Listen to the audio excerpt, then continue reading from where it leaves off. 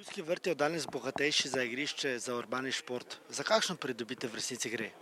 No, gre za večnamensko športno igrišče, ki je namenjeno rekreaciji, ki je namenjeno mladini, s tem, da je uporabno za igranje rokometa, za igranje dvojne košarke, ker so 4 koši, to se pravi 2 prečni igrišči za košarko, seveda tudi za mali nogomet. Skratka, pridobitev, ki je namenjena mladim in pa rekreativcem. V nagovoru ste omenili, da mariborska igrišča še nimajo takšne podlage.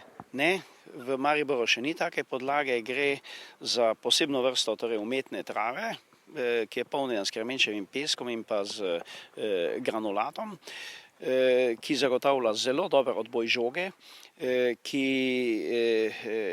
je seveda tudi v vseh letnih časih torej uporabno, ima dobre drsne lastnosti in pa, kar je še pomembno, torej stroški vzdrževanja so relativno nizki.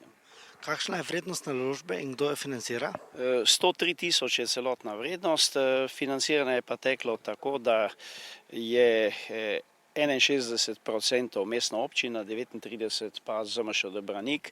Še morda nekaj o načrtih Branika? Ja, mi bi želeli, da ta odprta igrišča sukcesivno gradimo, da bi v naslednjih 3 letih res tukaj na tem območju, severno od Mladinske, na bivšem območju, torej Partizana, zgradili še 2 košarkaški igrišči, potem postavili plezalno steno, 2 odbojkarski igrišči in pa pokrito balinišče,